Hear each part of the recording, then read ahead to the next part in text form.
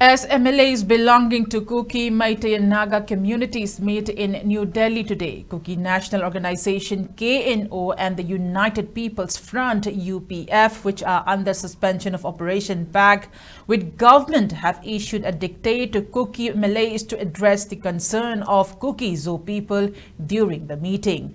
In a press statement that was issued yesterday, KNO and UPF maintained that KUKI-ZO MLAs need to attend the meeting as it was initiated by central government. However, the two militant groups directed Kuki MLAs to keep a steadfast standpoint on the demand for separate administration in the form of a union territory with legislature for KUKI-ZO community.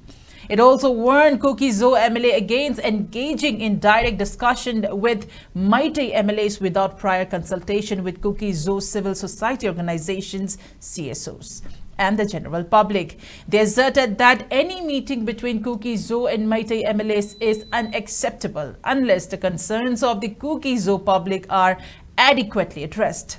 KNO and UPF also directed Kuki MLAs to hold a press conference following the talks in order to inform the public of any significant outcomes.